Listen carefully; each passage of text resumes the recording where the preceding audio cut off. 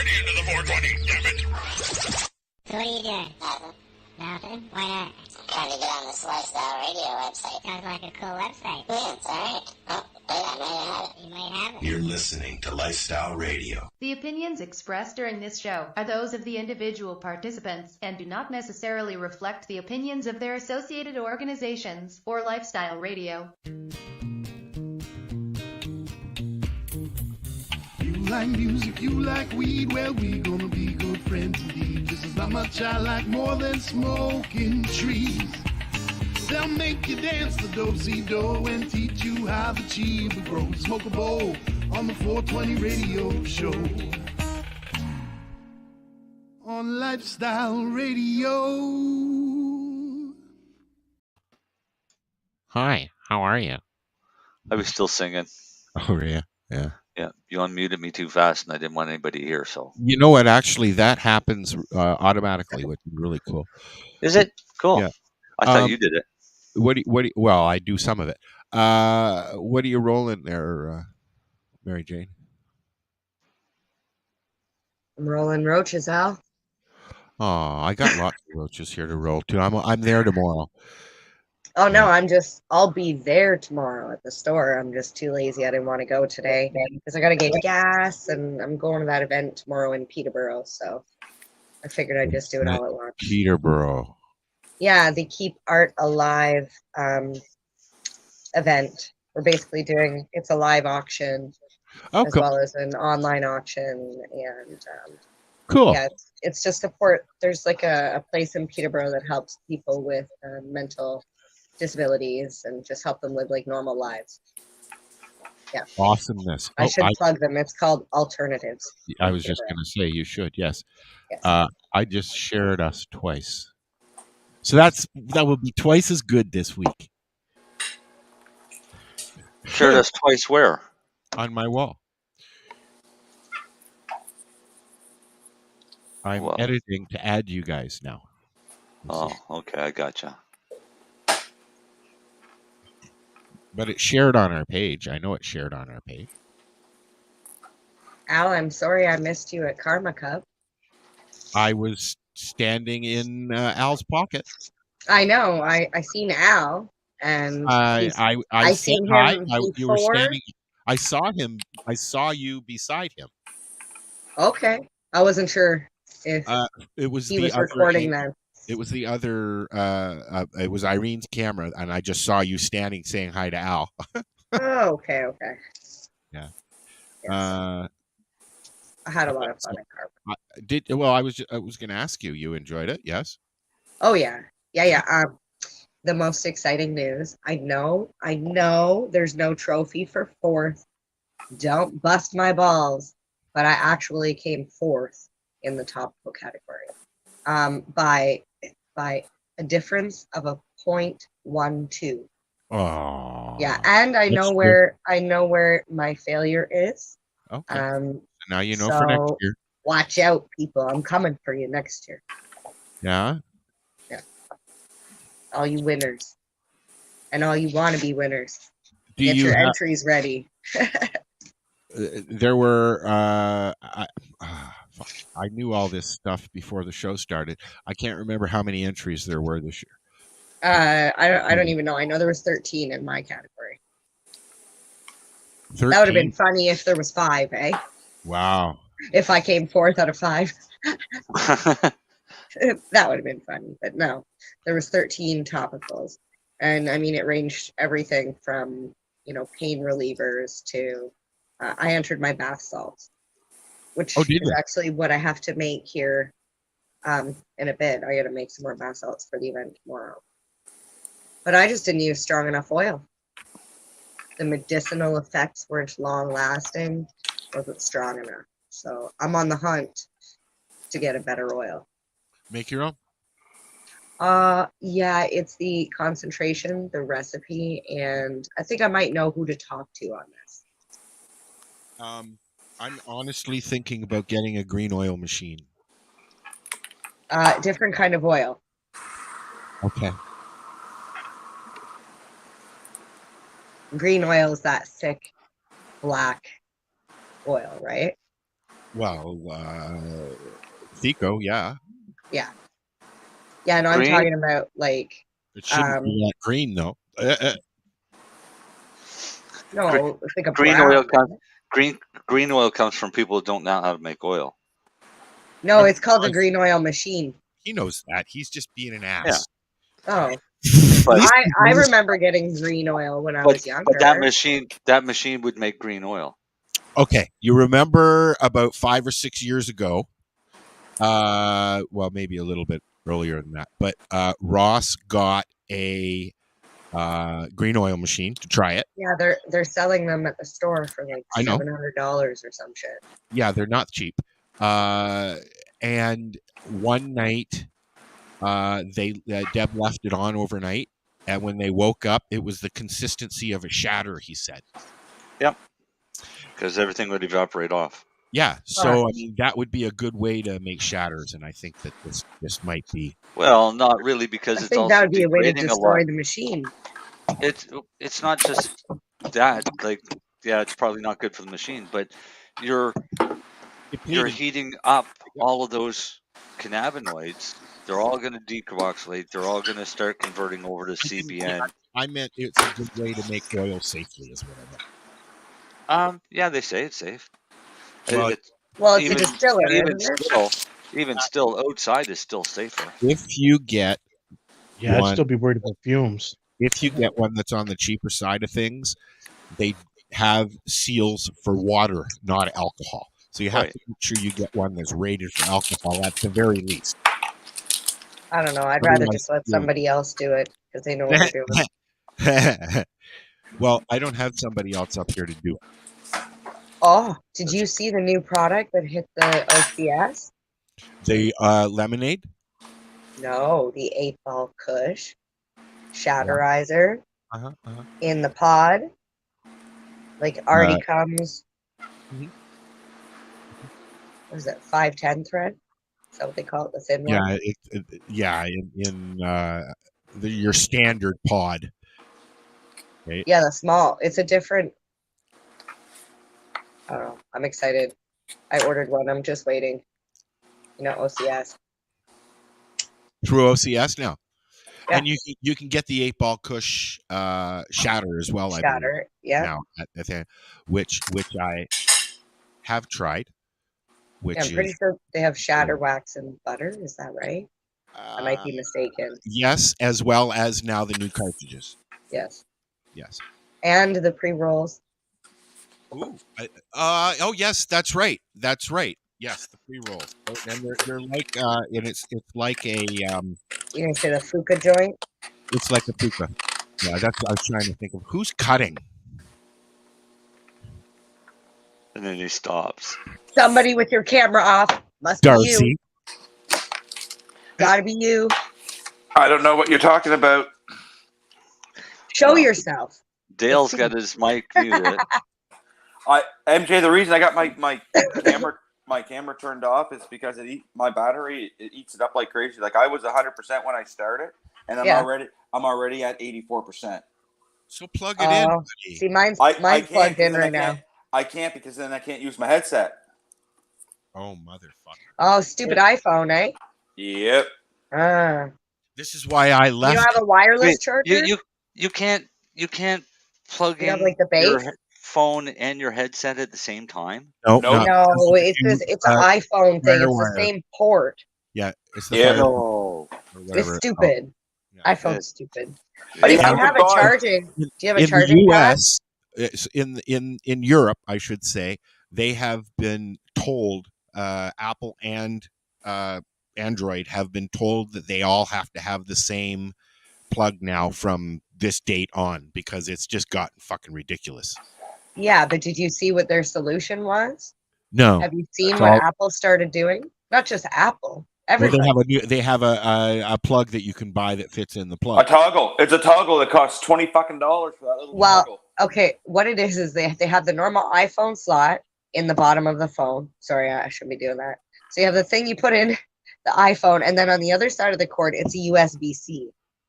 It's not a USB-A. It's a USB-C. Fuckers. And you're looking at it going, how in the fuck am I supposed to put this into the block that I already have? And I think that's where Darcy was getting at. It's an adapter piece now that you have to buy. Don't buy it for $20. Go to the dollar store. They actually have them for $4. Yeah. What she said. That didn't help me 2 weeks ago, MJ. I'm sorry. But everything's doing it. Like my boyfriend got Beats for his birthday. Same thing. Yep. I got a pair of Beats here that they charge up, but they won't. The power button won't turn them on. So that's why I can't do it wireless. So that's why I gotta have them plugged in with the cord. And if I haven't plugged in with the cord, like I'm using them now, talking to you guys, and they work fine. But if I unplug them right now, they'll stop working, and that's probably why your phone dies as fast too, because it's draining the. Well, it's a little bit of everything. Jeez. I got so sick of having to fight with my phone to keep it even charged. I went to a Samsung. Yeah, this battery is only a year and a half old too. I went to Lyft all day,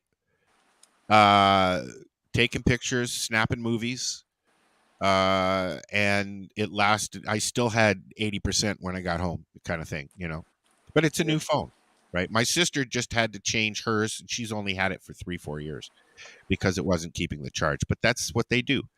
At least with a Galaxy, you can change the battery. $65 for me to get a new battery for this, and after taxes, and they put it in for me, it was $82. Wow. Yep, just to put a battery in this phone, and it's only a year and a half old. If you had a camera, you'd be able to show us the phone. No, because he's on it. Yeah, that's what I was getting at. I know. I caught that one now. I was trying to trip him up. I was trying to trip up the Sarcy. Is that? Oh no! Don't say that tonight. Ha ha ha. Oh, I wanted to show this off before we moved too far from Karma Cup. Oh, that's nice. That's cool. So this, oh my god, I can't even turn it the right way. You're making those? No, Ashley, Kalia. Oh, I love Ashley's stuff. Yeah, I love THC. On Instagram, it's all that glitters. You Ashley can find them on SKG Bakery. Sofa King Good. They won again this year. No surprise. It takes me a minute to even say it because you have to think it out in your head. But it's a Sofa King. Yeah, good. They were at the farm last year for the event that they have in Alderville, which is coming up. They're doing another one. Yeah. They go all over. Yeah, I don't know. I didn't notice any of the vendors that I know this time, though. I think they're keeping it not so legacy.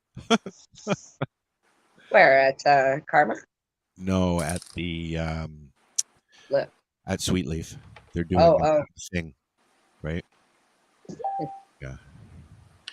So, but anyways, Marcel is showing off his oil. Show off. No one has to show off. Not to anybody on the show. Everyone on the show can't see it. Yeah, Marcel. Well, Dale said he couldn't see it either.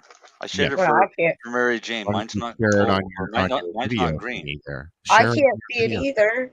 That's not my fault. Share it on the video thing. I mean, we're on a podcast and we're talking about, hey, that's some nice oil, but nobody can see it except for us. That's kind of exactly, Marcel.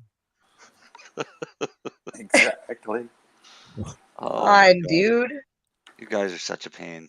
It's like this is your first time here. No, what's a pain is that fucking wind. You know what? It's been very, very windy here. So I've tried a few different things, and then I just reversed it all and went with steaks. I even went and got chicken. Yep. Made little cradles for them. But harder to put on there than I thought without damaging the plant. So I said, fuck it. Now I got a bunch of chicken wire. All right. I made the mistake of putting my plant in between the house and the trailer. And then the other people's house is right here, so it doesn't get very much wind. So I've been battling powdery mildew. Oh. Peroxide and water, MJ. Yep. Yeah. Mix it up about. I would say mix it 60 mils to a liter of water, but I go a little more aggressive. Can you do it? Yeah. Yes, okay. yes, you can, Al, but you got to remember to rinse. Yes. Or if you have experience with it, you don't really have to rinse if you know what you're doing. Well, if you do it in the rain. Well, no, because the reason I say rinse, they say rinse is because if you mix it a little too strong, it'll burn if the sun hits it. Yes. Right? But if you know what you're doing and you spray at, say, dark, and it's going to be dark for 8, 10, 12 hours. And so you should do that stuff in the evening? Yeah. Okay. But I've I also made the mistake of putting it where it doesn't get morning sun. I've noticed So a little bit of a little something, and I don't think it's mildew. I don't think so. Every time I water the plants and I see it, I just give it a sprinkle, and it goes away, and then it's not there the next day. Right. So I'm thinking that it's just drying out. You'll know plant, right? You'll know mildew, Al. Yeah, no, I don't think it is because it's just on a few. It's on a few of the bigger ones that are about to die, kind of thing, right? I was dealing with it here, and I went and spent $200 on whitewash to help clear up my problem, and it cleared it up for a while, and then it just came back because it's just so the temperature's just so crazy fluctuation down here now, and it's high humidity at night. Yeah, I don't have that issue here. It's been raining for 2 days now, and oil. It's either really what? Oh, look at that oil! That's why I said, "Ooh." Jump on in, folks. That's an inch thick. You expose that to the sun, do you, Marcel? No, I just took a picture in the sun. No, I mean to get rid of the chlorophyll. Oh no, I have other tricks. Yeah. Trade secret, sorry. Yeah. It's an amazing trade secret, but it works and it removes all chlorophyll and doesn't remove any THC. Nope, it does it, Marcel. Nope. I'll never, and don't worry, I'll never tell. Because I've tested both sides. What was that joint? That one up there. Can't forget. But yeah, if you do it right, that's the color that your oil should be. Mm-hmm. So that's an inch deep and just over half a pound of oil. So what happens if it's darker? Does it mean it got burned? No, it means very likely that darkness comes from the chlorophyll in the plant, right? So one way to guarantee that your oil is going to come out green is when you look at some of the instructions that people give, and they say that you should soak it for 20 minutes. Some people soak it for 20 hours. That's a quick wash. Pardon me? I heard green oil was honey oil, and that was just the dealer or the guy's way of making twice as much oil. No, it's just his oil's got chlorophyll in it. The problem with oil is it can be manipulated so easily for profit. Mm-hmm. All right? Because if you think of 1 gram of oil, all right, just a small little fraction of what's in that picture, 1 gram of oil can be cut 10 times and nobody would ever know the difference. Mm-hmm. Right? Because if it only takes you 5 or 6 milligrams to feel high, and you're sitting with a gram that's got 750, 800 milligrams, you only need a little bit to get high. So I would never buy oil because I've witnessed the horror stories that they give, like people cutting their oil with crazy glue. Vaseline. Vaseline, no. Yeah. No, I've smoked it. Had no idea. And then when I tried to give some to a guy friend of mine, he was like, "What the fuck is this?" And I was like, I showed him the jar, and he's like, "You need to get rid of this right now." I've heard of right now stories. What about the guy that that followed Rick Simpson's recipe of using naphtha and went to Canadian Tire and bought a couple jugs of naphtha and got bright red oil. Right? Because that naphtha is cooking fuel and it's dyed red with anti-rust inhibitors and things like that. But people made oil out of this stuff and then turned around and called it cherry oil. Oh, shit. Right? Because it was red, it must be cherry oil. That's right. It must be. Wait, what is cherry oil? Wow. Another oil. What? It's just all kinds of different oils. There's like what makes honey oil and cherry oil? Is it just because it's different color? Yeah, but they're both from butane extractions, or generally. So my oil comes out as a honey color. I could call mine honey oil, but honey oil is meant or referred to more of butane extractions. Okay. Because that's what you're left with is a little honey colored oil that is still full of butane. Because it should be vac purged for at least 96 hours. Yep. At least. Just to remove the butane. Yep. And you got to have a certain amount of vacuum on that when you're doing it. Yep. So you literally have to put it into a vacuum chamber to remove the butane, which is basically giving you shatter. Woohoo! That's so crazy. I tried this one day with the tube, the honeycomb, right? And the hole on the top. Yep. And the screen on the bottom, and you fill it full of weed, and then you put the butane in the top and go really, really slow. And we poured it all into the pan. Of course, we did all this outside. And then we put it on, it was a glass pan that we put on a hot plate. And we actually, no, it wasn't a hot plate. It was hot outside. That's what it was. It was hot outside. And we literally just stood there and whipped it and whipped it and whipped it and whipped it and whipped it. And tried to break up all of the, just mix it together. But then when we ended up with it, wax, but we didn't get the butane out of it. No, because you didn't vacuum. We did when we went to smoke it.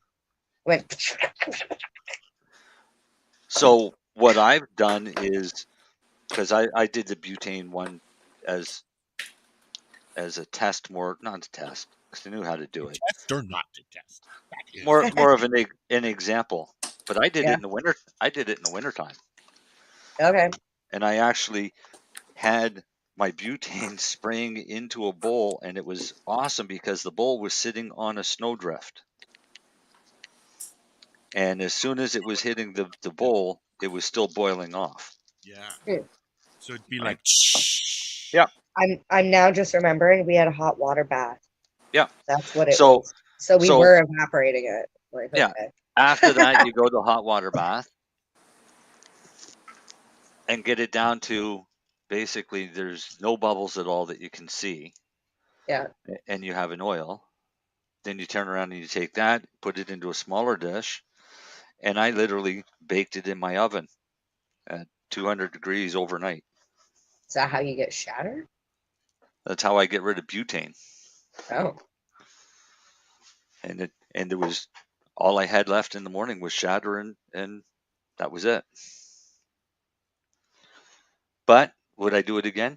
No, it's not worth it. Your house stinks. You can't just. I was just going to say your house would stink like butane. You can't just leave it out and let it evaporate on its own. You can, but it won't all evaporate because don't forget the cannabinoids that you took off are extremely sticky. Yes. So they're going to hold on to anything they can grab onto, and if they can grab onto molecules of butane, they're going to hold on to them. And leaving it out would degrade it pretty quick, I would think, too, right? Exactly. You start degrading it over time. I mean, I was degrading mine, but I didn't really care because, again, it was just something I was playing around with. So what they'll do is they'll do a vacuum purge. So you make your shatter, you use your butane or propane, whatever you're using. You make your slurry. You might as well call it a slurry because it's a mixture of fuel and oil. Throw that into the vacuum chamber and like Darcy says, 96 hours under constant vacuum just to draw all of those molecules out of it.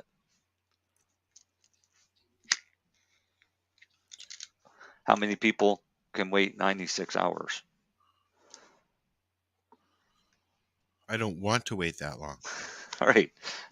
So in all honesty, you're much safer buying shatter and most shatters will tell you how it was purged, or quality shatters will tell you how it was purged. But when you go to an event and you buy a little pouch of shatter from this company or that company, you don't exactly know what you're getting until you look at it and try it. And there are a lot of people out there that'll try and make a few bucks by squeezing some more out, which means okay. So let me throw this at you. What year did you start using cannabis? Oh, don't ask me questions like that. Come on, it's a simple question.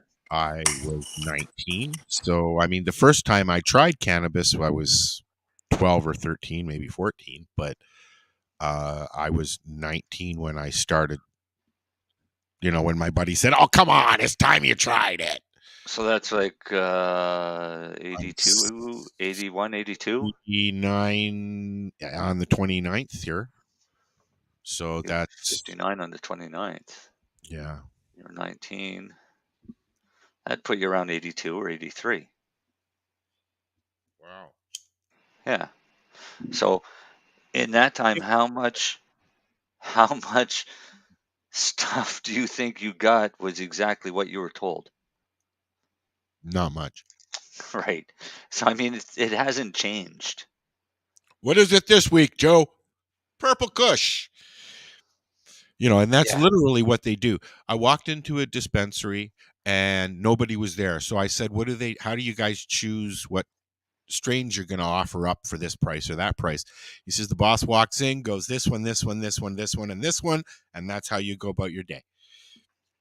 Yeah. So it wasn't a matter of if it was a AAA bud or if it was, an A bud or a quad, as they call it now.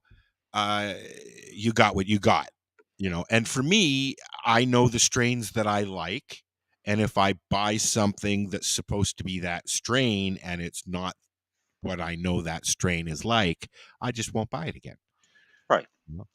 But see, the dispensaries now is a little different because before we had dispensaries, we had to deal with the guy on the street.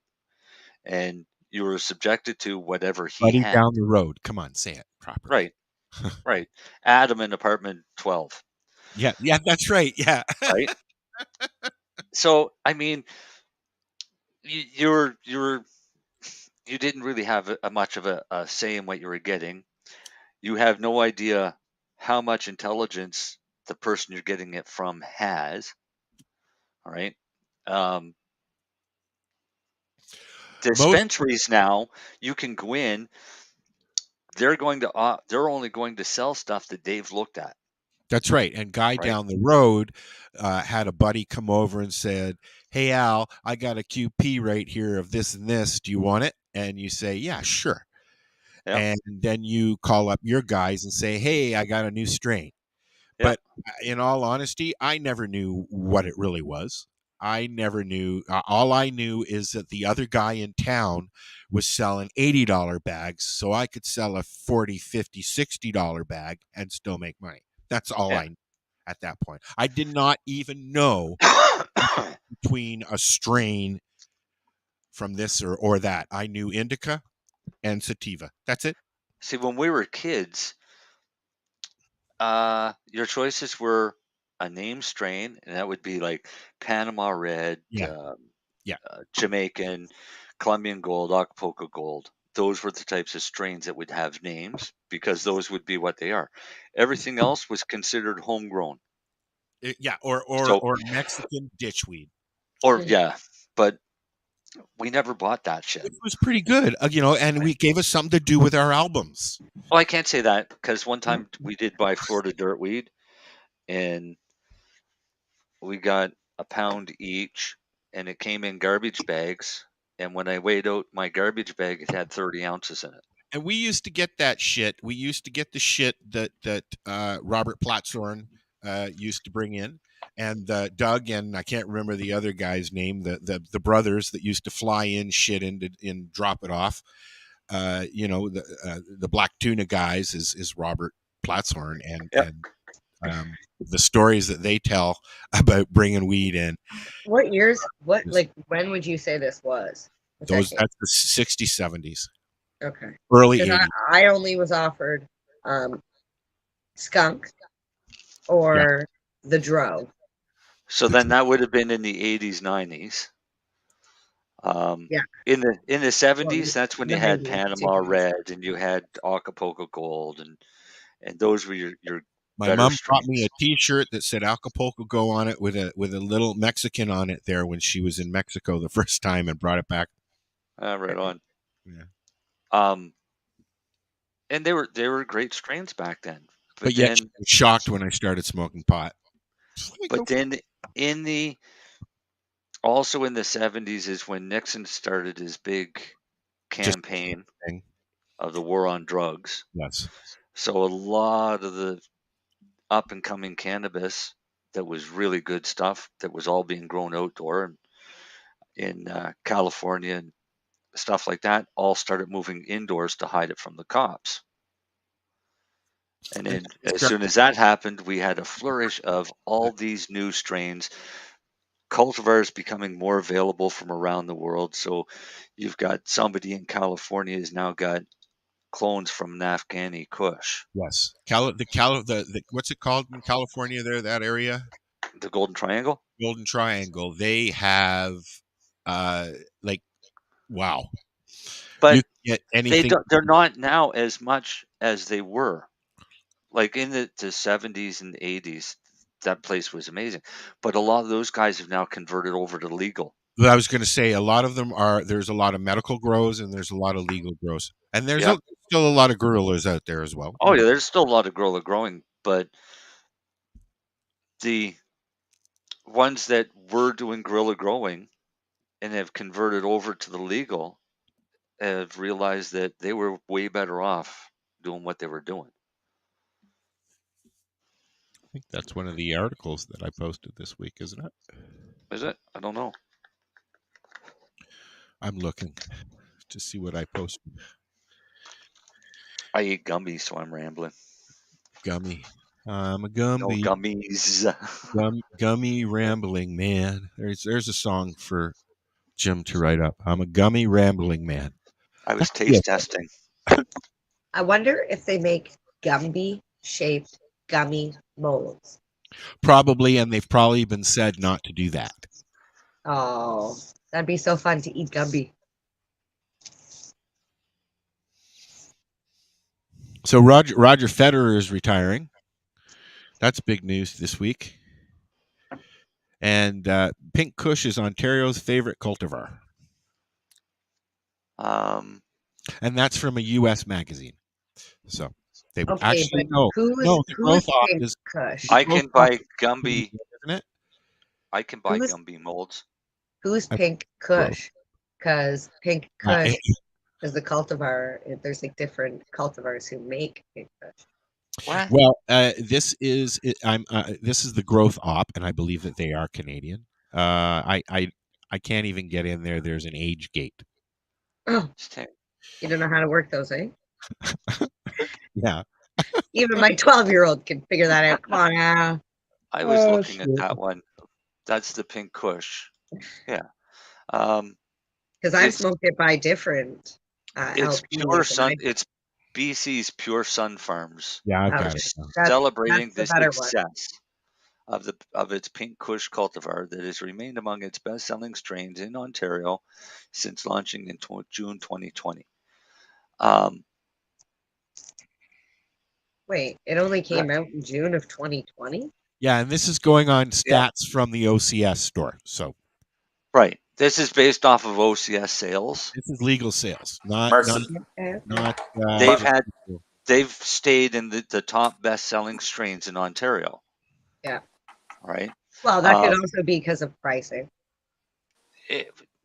Well, yeah, but availability. Ontario sets the price. Yeah, that's what I mean, exactly. And Right. depending on who is in tighter with the OCS, who gets better prices and better deals and better. Okay, But when it comes back to the Pink Kush cultivar, is it the best strain or is it just the best deal? It's the best. They sell better strains than Pink Kush. They sell a mint chocolate chip that's fucking amazing. But maybe they won't sell more of it. They sell less of it. Pure Sun Farms does great, but I mean, I'm not a Kush fan. You know, I hear Chatterizer brand is doing very well at the OCS. Yeah. I mean, Kush yeah, to me. so well it's hard to keep up. Yeah, they can't even keep it in stock. I have no problem with using Kush for oil, but not to smoke it. I don't like any Kush. You know what I find Pink is the only one I can smoke. I've got Violator. Bisconte. Oh no, Hindu. Okay, I like that. It's got a very, very diesely taste to it. Oh, the biscotti. I don't like. Yeah, I don't like it. I won't get it again. I like them. So you don't like the diesel flavors? I don't mind them. I don't like the Kush flavors. I don't mind the Kush flavors. But I love the citrus flavors. I don't. I like the skanky, gassy, fuely. The diesely. No, not diesely. Like it's almost like gas. I thought diesel was gas. Well, it is. It is, but gas. It's a different scent. It's just a different scent. Oh, it smells the same to me. Oh, I could give you. I find diesel stuff has it's got a little bit of a back gruffy on the throat down at the bottom as it's going in, and it tastes like you smell diesel fuel, and I don't like it. I know it's not. It's I don't like it. I had a whole yard full of it last year. What's that? I had a whole yard full of diesel last year. And did it smell like your backyard was full of diesel fuel or weed? Well, weed and diesel fuel, because I had more than just that in there. This year it smells like skunks. You know, it's just starting now. My buds, I should take some pictures this week, and they're just, probably about the size of a dime now. I had 2 branches break off in the wind. Al. Yo. I literally have buds out there, and I'm not shitting you. About top coals are about 3.5 feet long, and they're bigger than your head. Well, as we were talking about stuff before the show, I have ordered a greenhouse. It's a 6x12 hobby greenhouse. It's 6.5 point something feet tall at the peak. Hoping to be able to get it up. It's coming this week, next week. So I'm hoping to have it up on the weekend because it's dropping down to like 6-8 at night. Yep. Right. What's wrong, Mary Jane? You got a head rush? There you go, Alice. Sent you a picture. I'm sorry. You said you were hoping to get it up. Oh, sorry. I have no problem to get it up. I'm sorry, that was me. I don't have that issue yet. Thank you. What? Do you have a caulking gun and some silicone caulking? I'm getting clear caulking. I read the stuff. I'm getting clear caulking, and I'm siliconing it on the outside of each one as when we're done. All the windows, right? Yeah. Every panel all the way around. Cold air coming through, right? No, it's not just that. It's to keep them from blowing away. Okay. Because you get a lot of wind. If any wind can get in around those edges, they will. Then it's going to pop the window out, and it's gone. Yeah, I know. Then the rest of the greenhouse goes because it's got an opening now. Yes, but the good thing is those panels are replaceable.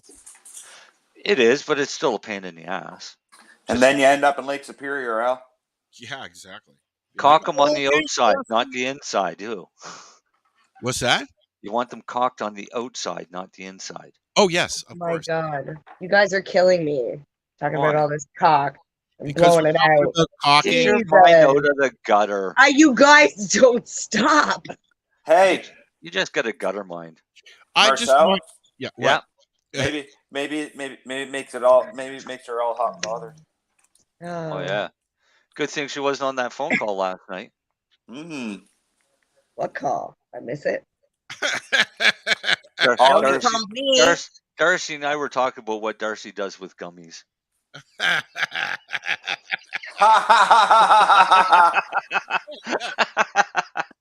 Oh fuck! Hey baby, come here. Now I really want to see those Gumby gummies. Yep. Oh god. Anyways, those are just little bugs. Why don't you share those so we can see them, Darcy? You can see them. No, but I mean, put it as your virtual background. Use your background.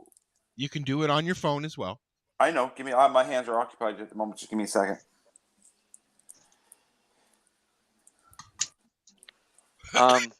Is that the pink panties? Yep. Woo. Yep. Mary Jane. So that's what I had 2 branches break off of. So I have trimmed those up, and they're on the drying racks now. Well, at least I got a bunch more of them seeds. So at least I know they'll finish outdoors. So this is why Mary Jane's in the basement. Now just figure out what the smoke is like, Marcel. Smoking her weed. That's why I just threw them on the drying rack and see what they're like. Yeah. Studio. It's the plant, and Dale can attest to this. It's the plant basement that did not like being beside the grimace and actually grew away from the grimace. Takes me 3 loads of things to come down here to do stuff. It grew away from your grimace. It did. It literally, it's bent, curled away from the plant, and all the branches are on one side. There's no branches going out towards the grimace side at all. Grimace? Yeah, it's like concave. Yeah, it's weird. But two branches broke off. One branch was 5 feet long, and the other one was 6 feet long. That's actually kind of funny because it's called grimace. Yeah. It's like it's grimacing at the other one. The other one's like, yeah. That's right. Yeah. But then it started when they were both like, they weren't even 2 feet tall, and it started bending away from it. I've never seen a plant bend away from another plant like that. So cool. Yeah, you don't like them. Nope. For some strange reason. Well, they are really, trees, it would right? really suck if you put them on a table and you had them intermixed. Oh my god. That'd be a nightmare. Yep. Especially when it comes time to fucking do leaf pruning. Oh yeah. They'd be all intertwined. Yeah, all trying to get away from the other ones. Who's cutting, Darcy? Sorry, Al. We're still waiting to see the photo. Yes. Oh yeah, sorry, MJ. You're busy, but we're waiting. TikTok. Sorry, I'm a woman. I'm not patience and female don't go together. Oh no, we'll get out of that, dummy. Get out of that. How did I do this the other day? He's like, don't share that photo. Oh dear God. No.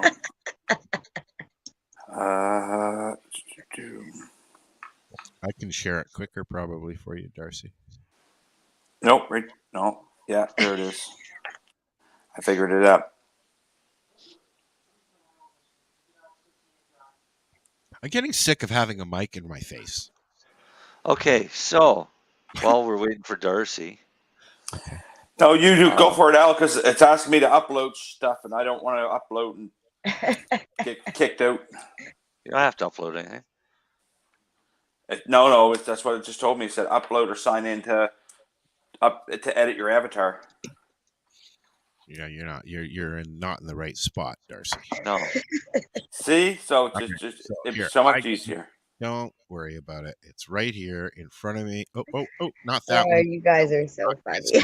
That's funny. You're doing the same thing. No, don't do that. So here's an interesting tidbit. There we go. Darcy's pictures. Wow. That's 1. And that's 2. That's like, you know what? Look at those leaves. They went. Yeah, they're a pain in the ass. Yeah, they're a pain in the ass. I have a plant that kind of looks like that. I almost feel like the strain is not meant to be grown outdoors. And there are some. There are some. Because it's just too hard to get all those leaves out. Maybe not yours, but mine outside. It's just too hard to get all of the, the inside leaves cleaned out. The key, if you're going indoors, you'd be doing the same thing. But here, MJ, the key to that. Yeah, but I don't like going outdoors, so I'm not out there as long. But the key to that situation is to keep them cleaned out early when they're young, and you'll never have that problem. But every time I pick leaves, more leaves come. Yes, of course, because you're going to get more. But if you see, I can go out and take pictures of my plants, like inside of them, and show you what it looks like. And they were like that since they were young. Every time I see something new and green starting on the stalk in there, I pull it right off. Well, I went out and took the bottom of the plant and just went and ran my finger along the whole stem and broke off probably the bottom half of all of those nodes. Yeah. Yeah, it's probably not good for it the way I did it, but I was just like, we were out there. Live or you're gonna die. We were yellow picking there the other day. And yellow picking now. Yellow picking. And then I used that stuff Marcel suggested. I put a quarter cup in each plant and then watered it, and then it rained all day yesterday, so it's nice and dispersed. Perfect. So my question, though, is how late into bud process should I be using that? It says to do it every 4 to 7 weeks. Oh. With that, you probably don't have to feed them again. It's a slow release. So, because 4 to 7 weeks, you'll be getting ready to flush. Well, that's exactly. So that's what I mean. You gave it to the right time. Now they've got enough nutrients to feed themselves through flowering. Okay. And then, even if I get some Floramax between now and then, don't use it this time. No. Okay. I would. You could use your Resin XS. I would use the Resin XS and maybe even a little bit of the flower enhancer. Well, we'll see if and when I get the additives. Not this round; it'll be next round. I'm working on it, Al. I know you are, buddy. I know. So you were looking. I know the only issue is because they're in Australia. So. Yep. Well, see, the one guy's out in Toronto, but I don't know what he has, so that's why It's okay. We'll figure it out. I got a phone call tomorrow morning, so. Okay, cool. So listen, you guys, Mary Jane, don't run away. You look like you were getting up. Mary Jane. What? Okay. You guys were talking in the chat about a grow room or some equipment that you were laying out. Okay. Oh yeah, I can't talk about this now. I'll be back. I got something in mind. It's burning real bad. Okay. Maybe I'll wash it out. Well, anyways, so my point was they were going over. A friend has a bunch of stuff. They want to build a room. Yada yada yada. Okay, so I'm going to measure my room this week, Marcel. Yeah. I'm going to take some pictures. Yeah. I'm going to do a layout on, something so that I can. And I want to have. I'm thinking, what do I divide it for the interim? We're going to take the tent that Dean has and bring it over here and put it up and get it going so that we can start a mum for when we're ready. But this room is, I would say, at least 10 by 10, maybe a little bit bigger, maybe 12 by 12. Five That's your total size. That's your total size room.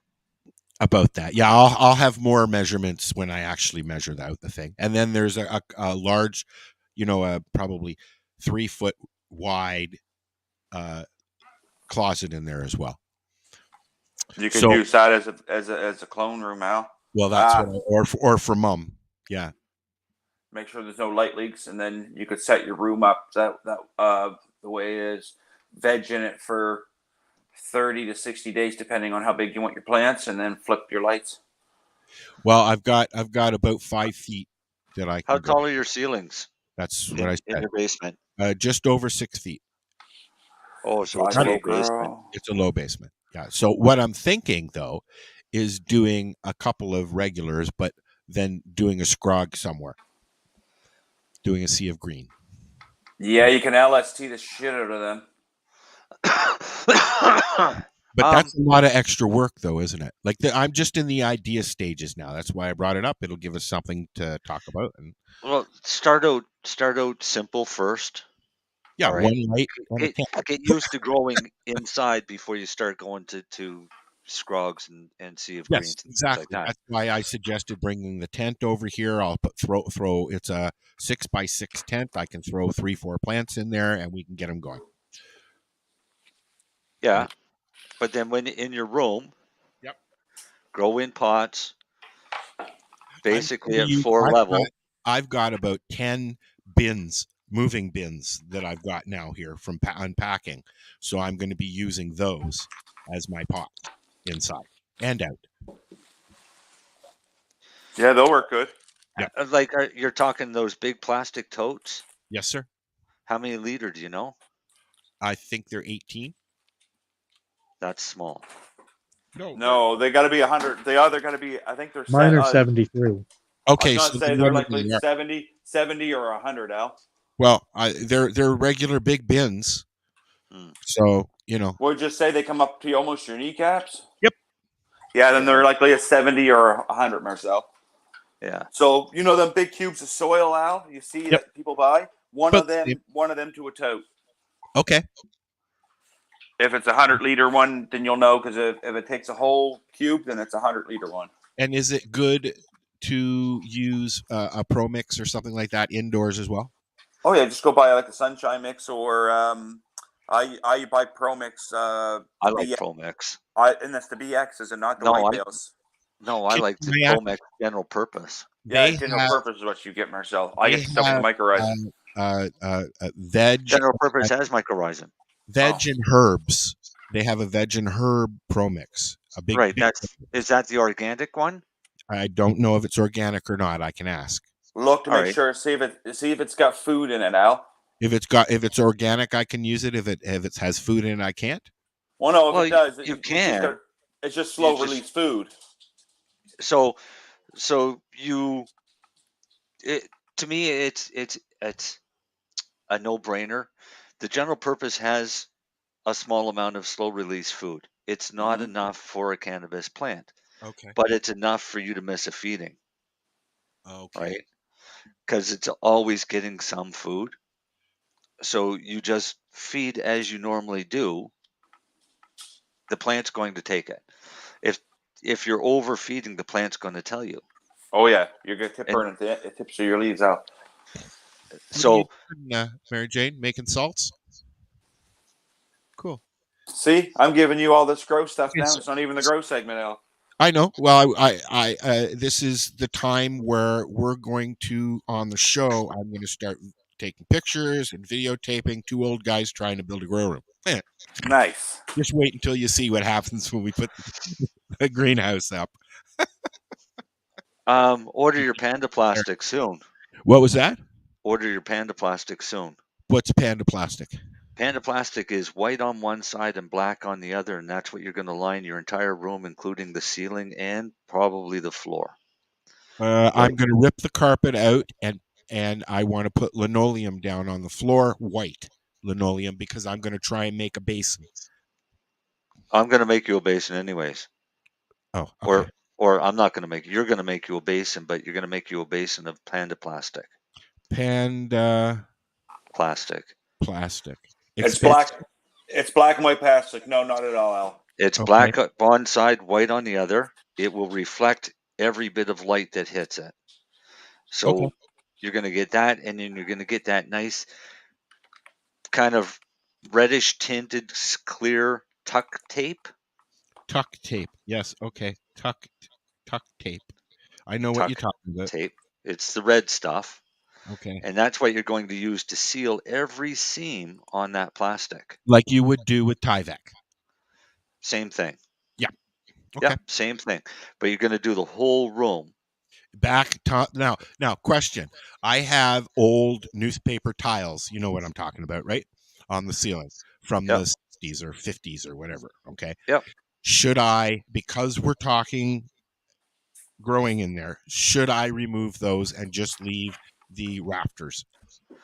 It wouldn't hurt to take them down before you do it, but you're going to cover the whole ceiling in Panda plastic. Anyway, so and tape it. So essentially, what you're going to do is you're going to take the entire room and turn it into a tent. Yes, which is yep. Right, okay. But it's going to be a tent that's going to reflect all the light. So and we're going to do what's really cool is clean up, right?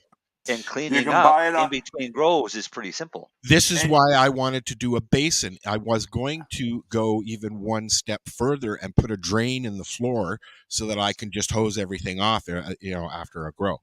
That would be a no-brainer. Ideal. That would be ideal if there's a drain available. Because if there's not a drain available, that means you got to dig up a bunch of concrete to put a drain in.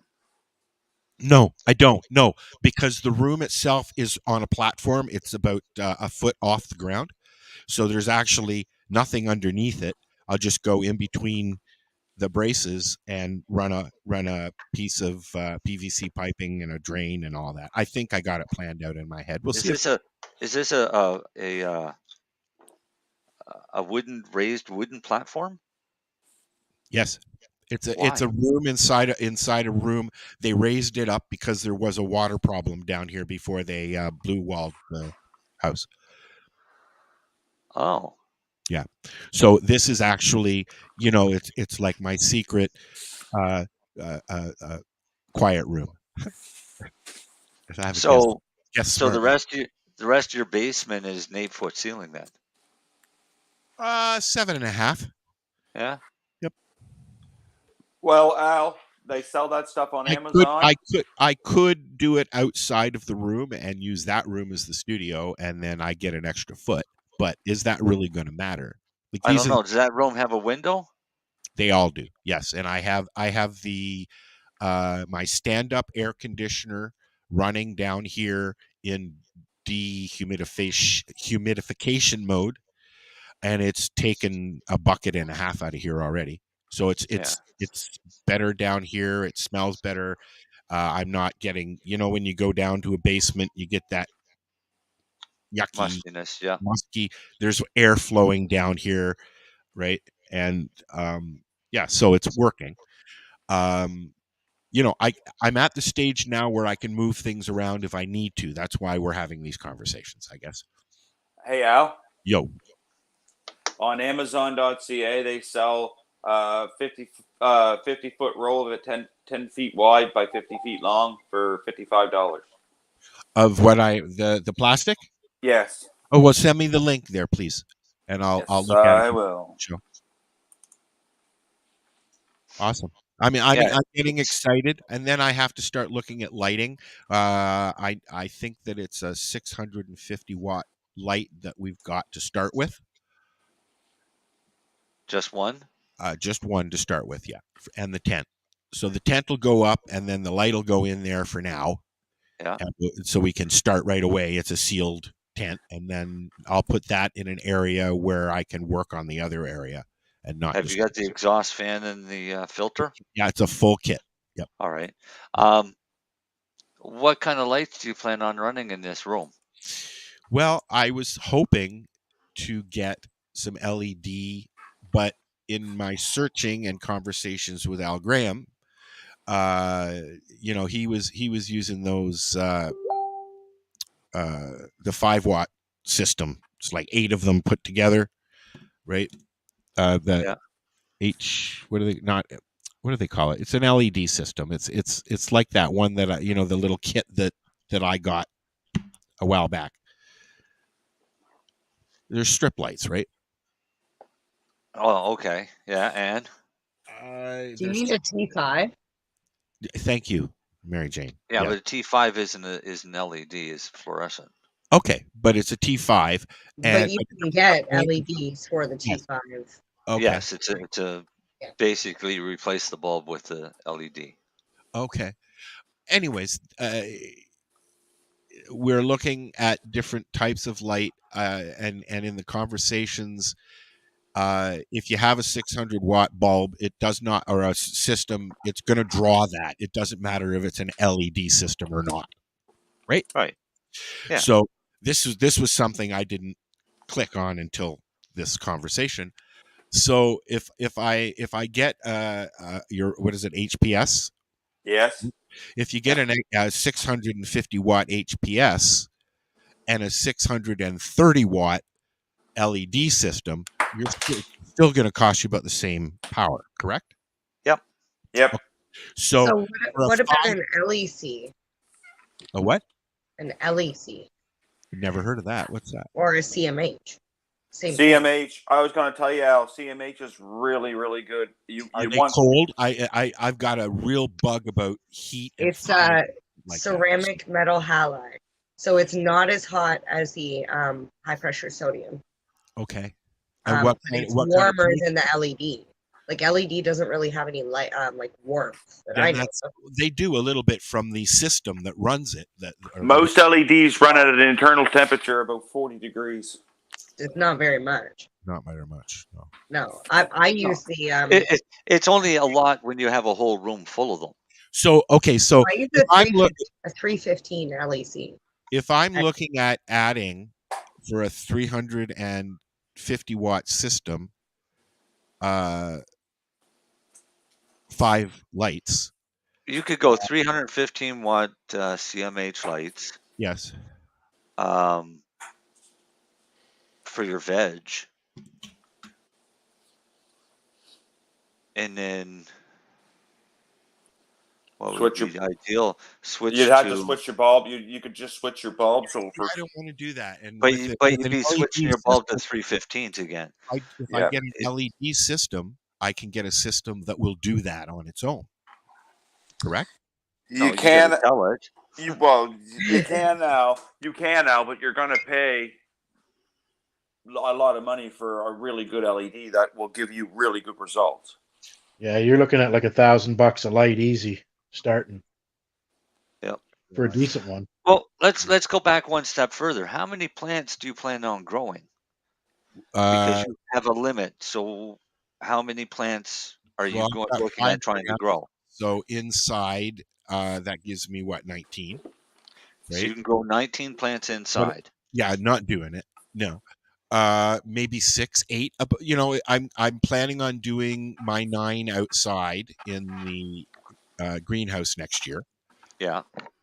So I'm 8 or 9 inside for over the winter as well. Right? Like I'm not going to be a fucking idiot and go and try and grow 19 fucking plants in my basement. I mean, that would just be suicide as far as because you're limited in height. Because don't forget, now you're going to hang a light, so now you've lost another 1.5 feet. Yeah, and then your pot's going to take up at least a foot.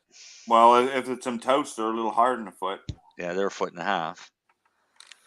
So now we've got you've basically got a tabletop growing space. So in your totes, you could do 2 plants per tote.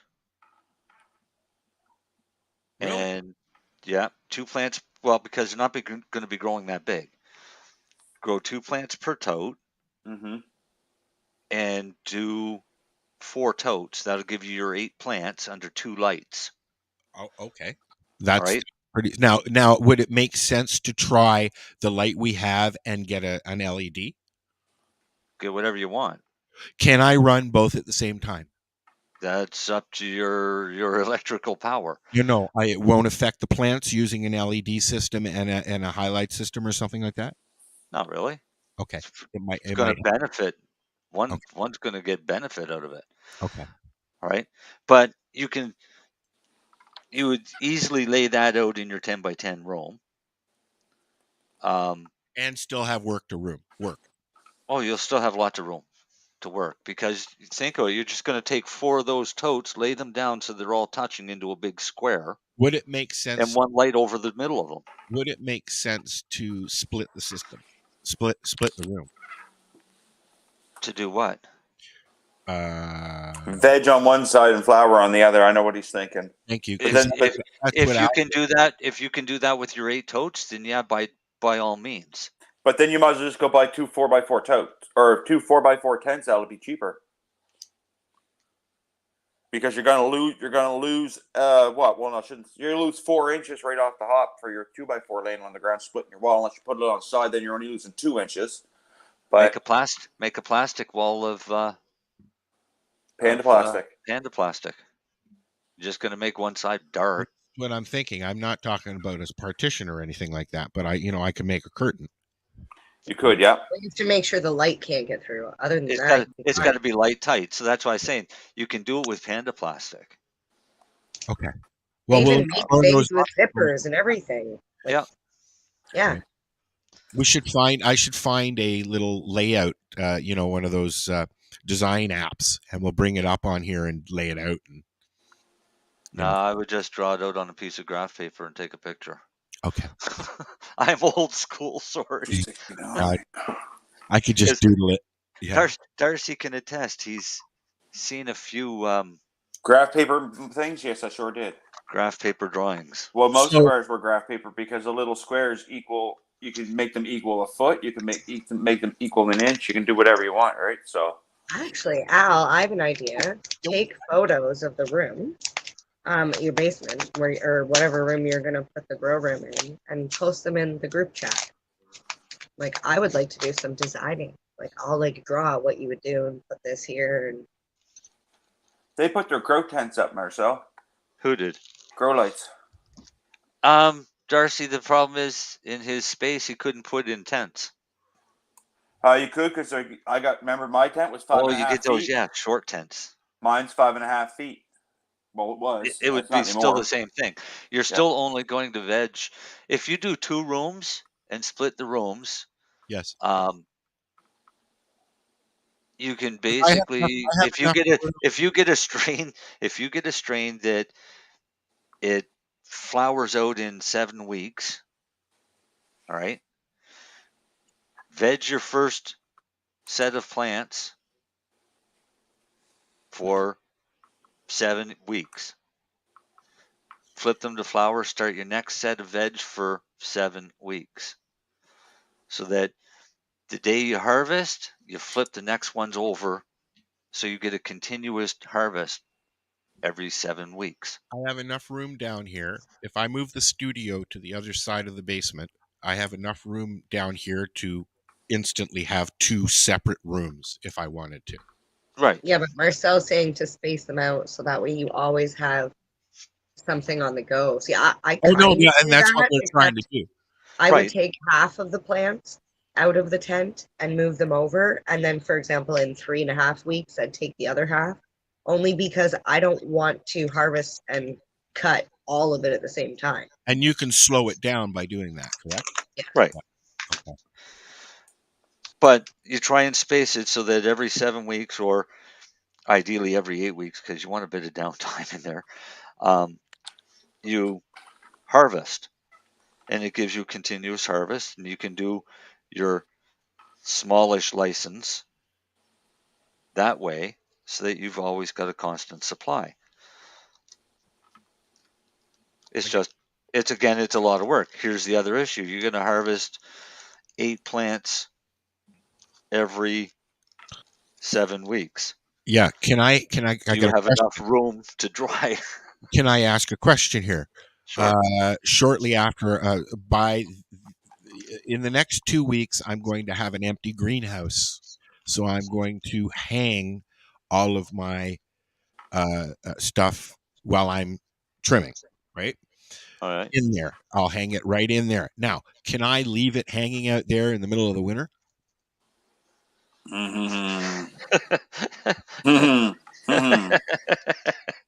Marcel, answer that. Wait. I'm trying to understand the question. You want to harvest your plants and hang them in an outside greenhouse? Yes. Over the winter? No, not just while I'm trimming. That's all. But can I hang them Where are you going to dry them? In your. I'm going to use your dryer that you gave me.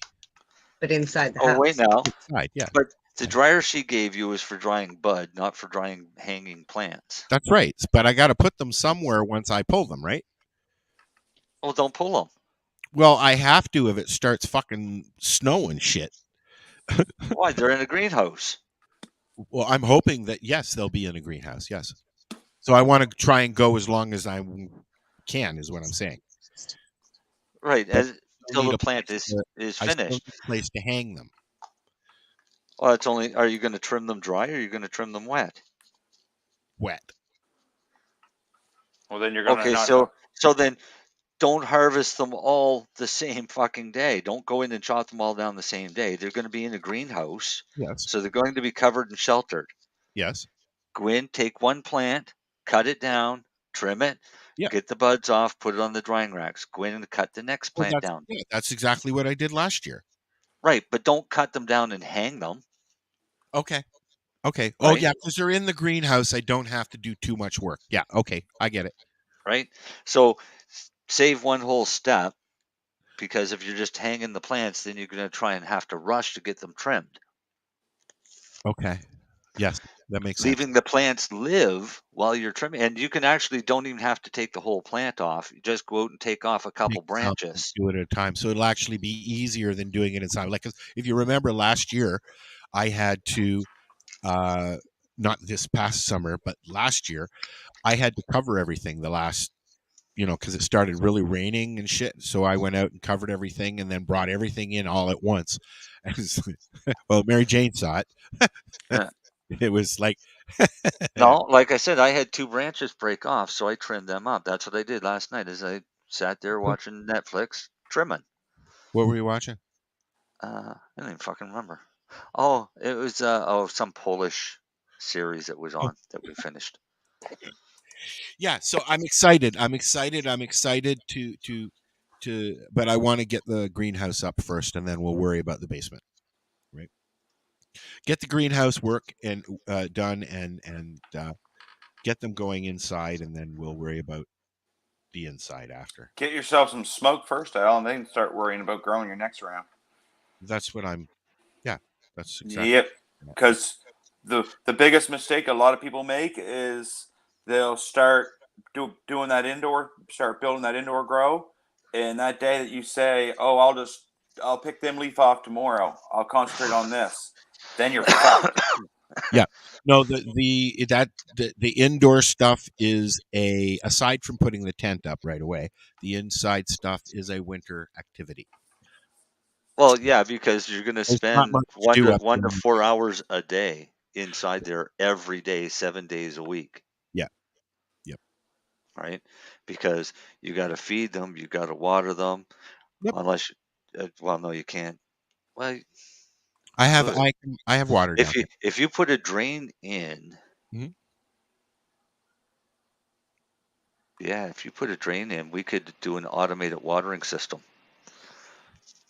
In the future, sure. Yep. And I do have access to a licensed contractor who has an electrician and all that too. So this is going to be done on the up and up, and I'm going to make sure that it's done in a way that I can, so that now, other people can. Now, can do here's this. something that you got to keep in mind too. I'm not going to spend a lot of money on this. I'm going to do this on the cheap, and so I want to, so other people do the same thing, right? But something else you have to think about is you're going to be drawing twice as much power. Oh yes, I know. Right, because you're going to be running 4 lights instead of 2. Yeah. For your 8 plants. Plus, I have a high efficiency electric furnace as well, so I know. Go to one, Marcel. You could just go to 2 630s. I think that might be what we have. It's for the flowering room, you mean? It's either a 630 or that's what I was thinking. Is 2 630s in the flowering room, 2 315s in the veg. Yep. That would keep the veg down enough that you don't run out of space in flowering for the same period of time for that 7 weeks. Well, we'll see as we go, right? We'll see as we go, man. Then it's just a matter of drag the toads over and let them go. Yep. Also, here's something else you got to think about, because nobody ever thinks of this, especially when you're growing inside. And it doesn't matter what medium you're using, because when you're throwing that medium out, you got to think about what are you going to do with all that dirt. I'm going to put it in my backyard and use it for my planters. All right. That's exactly what I do. Yeah, planters in the front yard. Uh-huh. You might end up building And a few new planters. that's I fine. filled in a whole area. And I'm also, remember, I am also in the woods, Mhm. just outside of town. I could literally go and just, dump some soil in the woods kind of thing, literally. So, Well, you're going to be dumping 8 totes every 7 weeks. okay. So that gives me stuff for next year for planting. Sure does. House and in the back. Now, can I reuse any of that medium? Yeah. Ideally, no. Why are you smiling, Mary Jane? You're like, that was like, don't do that. I was just thinking, I reuse mine outside in the garden. And but I wouldn't reuse it for cannabis. Well, that's what I'm getting at. Why can't I reuse it for cannabis? Because are you building it? Oh, sorry, MJ, go ahead. I was just going to say that I don't know, but that my preference. I don't like to use it again for cannabis. Unless you're getting into this whole no-till revolution, then because them guys do not throw their soil out. They build that over like years and years and years, and they continue to grow in the same 100-gallon pot. It's okay. The ground surrounding the house is mostly rock, like a really, really, really, really small pebbles that's been refilled because the house, it was dug all around the house, and then that's what they use, like the stuff you'd see on a driveway, that kind of stuff. Yeah, it's very, very sandy, very gravelly, and it's the texture of what's now the top layer is very boggy, and there's a lot of mushrooms, there's a lot of fungus growing on the ground and stuff like that as well. So that's the kind of ground that we're dealing with. Like I have strawberries growing in my lawn. Okay. Nice. Yeah. Nothing wrong with that. No. They're wild strawberries, I assume. Yeah. They get mowed. I'm not keeping those, but yes, I have strawberries. You can see the leaves. Look at the look on her face. I know I'd be out there every morning picking them. Well, I would move those at least. I have a whole area that has raspberries, strawberries, and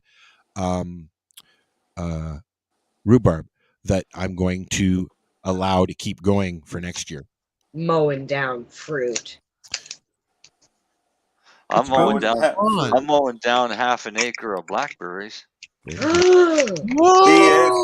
is too, MJ. Why? Because I've had enough of them. They're taking over over half of my property here. If you lived close, I would be there picking them. There's nobody around you that'd come get them that you trust to be in your yard. I offered, and the only ones that showed up was Dale. Hey, I showed up. Dale, you need to go back. You didn't come pick up berries. I didn't go. I brought a bag. I just figured I'd sit and chat to you. It was more important. No, I would have gone out and watched you pick. Yeah, see, exactly. Watched me pick. Oh, I wasn't going to pick. Fuck, that's a thorn jungle. Hello. How was the game? Kind of boring, to be honest, except for a couple fights. I've had more fun here. Who were they playing? Pictou County. Oh, so you were like really torn then, weren't you? I always hope for Pictou County. I don't pretend. Pictou County sucks. Pictou County sucks. Truro good. Truro's solid team, but it was pretty dull. It was like 4-0 like 6 minutes into the game, eh? Oh wow. Yeah, so it kind of dulls down the game on you. It pretty much did, yeah. But I said there was at least a couple little fights in it. Right on. I'm glad you had a good time, Lenny. Well, it was good to go to the rink, but wasn't the greatest game ever. Yeah, well, wait till the mask mandates come out. We were just going. What? Don't fucking start that shit. I'm in a good mood. We were just teaching Al how to build his grow room. Oh, are you? Yes. Yeah, we're gonna start looking at stuff. Just got another copyright strike, and we haven't even played and music. You know what? You got a copyright strike? For a video from 2020. One of our Zoom videos. Oh, nice. Yeah. Thank you, Warner Brothers. Dale was talking about building a grow room too, because he was asking me about Panda Plastic. And Dale, you're building the same size room as Al, aren't you? Pretty close, yeah. It's roughly 10 by 10, something like that. Oh, we should build them together. then see who comes out with the better crop. Well, we'll have a contest. He's been growing a lot longer than I have. So. Wasn't there like a show trading spaces? Yes. Al, you fly down and build Dale's. Dale flies up and builds yours. And... Okay, is Churro going to pay for it? No. No. That's you and Dale. Well, I got to go now, Len says. But you know, we might be able to sell that show. If you film it, they will come. If you film it. Yeah. Well, I'm gonna. One thing I am going to do is put a camera up in there so that I can flip it on and sit there and watch my plants grow. Sure. I have 3 in the backyard right now. Ooh. I got 9. Catching up. In your backyard, really?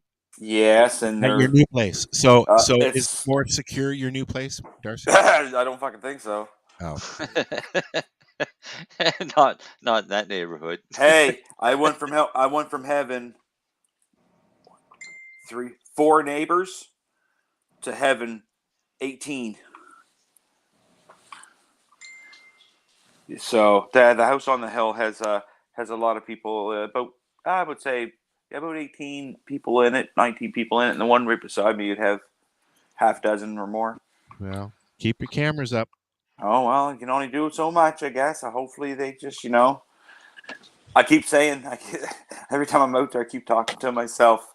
So maybe you should think about a greenhouse, buddy. No, I know what I'd like to do is an 8 by 8 by 8 feet high chain link fence with a top on it. Fencing in my backyard before winter for the dog. My dog. You have a garage, dude. Yeah, I do. I do. I can always put them in the garage at nighttime. But then I was going to ask you guys, at what point should I worry about them and bring them in? Well, when it gets down September. No, when your nighttime temperatures get below 10 degrees usually. Well, it's already happened, dude. It's a fucking 11 degrees. It's like 11 degrees here in Truro tonight. Oh, I thought you guys were talking about for thievery, not for like frost or like. Oh, we've got frost warnings coming. That's what I'm thinking about. Oh, Darcy we will. talking about all his neighbors. Oh no, that too, MJ. I mean that too. Well, that's why. Okay, so that's why I had to put my plant where it is, and it's literally, it's getting not enough light, not enough air. 22.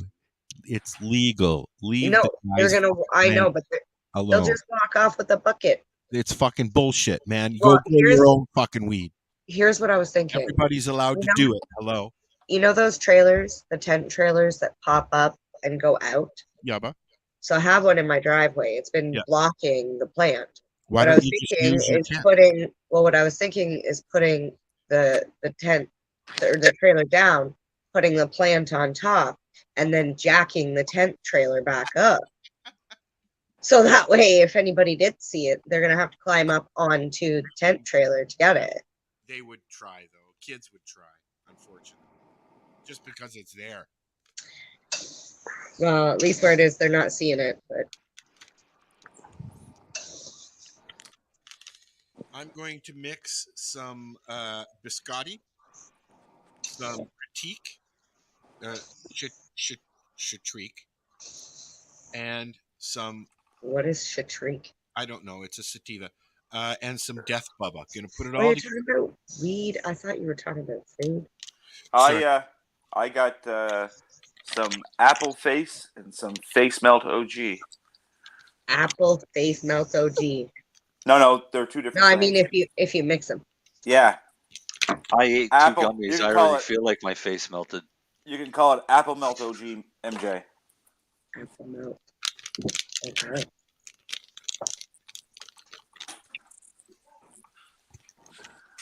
I'm gonna have to order some new stuff soon. We didn't have a break tonight. No, we didn't, and nobody noticed. I did. We don't care. We don't care. What's the grow segment about tonight? We just did. Darcy's wife. Well, we just did it for the. Oh well, yeah, Carla. Okay, well, hold on. If we're gonna do the grow segment, play the song. No, she's in her bedroom sleeping. You fool! I ain't going to wake her up. Oh yeah. She owes me now. She does owe you, Marcel. Yeah. You were going on and on and on about a grow segment. Now there's no grow segment. Now I'm upset and depressed. She was going to do the grow segment. Oh, was she? Well, we waited too late. That's our fault. Well, you should have said something, Darcy. That's all right. We can record it one day, bud. We can record it and then play it on the show. That way she doesn't have to stay up. Actually, there was a couple things I could do for you outside with my plants to show people. I could likely do 4 segments of what I need to do in the next 2 days. Well, yeah, please. If you have the time, anybody who's listening, if you have the time while you're doing your growing, send us a little video. I mean, I'm learning. Mary Jane's doing pretty good. These guys. I'm actually thinking about starting a segment or a podcast called Bad Plant Parenting with MJ. Yeah, because I need to show people that although people say growing weed is easy, I mean, it's yes, grow, but you can no, really grow it in a bucket of mud. But it's time consuming. But I've almost killed almost every single friggin' one of my plants, but you can still bring them back. If you're going to spend $300 a month on fucking hydro, you better do it right. Yeah, really. I mean, you spend $300 a month on hydro. Get an LEC or a CMH. See, it's not really about wattage; it's about amperage. Yes. Right. So this is why you can get some of these 615s that if you run them at, say, your normal 110 or 120, I guess, it'll draw 8 amps. But if you convert that over to 220, it'll only burn 3.5 amps. Well, then it's a hell of a lot cheaper to run that light on a 220 than it is on a 110. And we have very strict peak hours and off-peak hours here. And do you have 3... Go ahead, Darcy. No, I was just going to ask him if he had 3-phase power running up there by his house. No. I have it's a 200 amp service. So he's got 220. Yeah. Yes, he does. So you could run. Well, he'd have 2 fridge or for a stove and dryer and shit like that. Technically, if the thing's smart, if you were to try to conserve money, I would run my lights on a 220 system because it would save you it would save you a hell of a lot of money. Okay. Especially to get, I mean, unless you want to buy some of the cheaper LED lights, and I mean, you're going to get what you're going to get, but you could save yourself a little bit of money on your light now, and just get it converted over to 220, and then you're going to save. Go to Grow Lights Canada, Al. I'll send you the link. They got some really good lights, and I suggest them to a lot of people. Here I am always bitching about people slamming things and that on the microphone, and here I'm doing it. I apologize. What are you doing anyway? I am rolling up a pile of weed for my evening. Oh. This is my pile of weed for my evening. Oh. I know that tray. That looks fun. I have that same tray. I think we all probably have the same tray at this point. Yeah. I have one of them trays here somewhere. I still got a whole bunch to give away. That's funny. I'm going to be giving one away tomorrow. I'm going to be doing a Gize prize pack. The grinder and papers and tray. I like the Gize little tiny grinders are fucking amazing. They're sharp.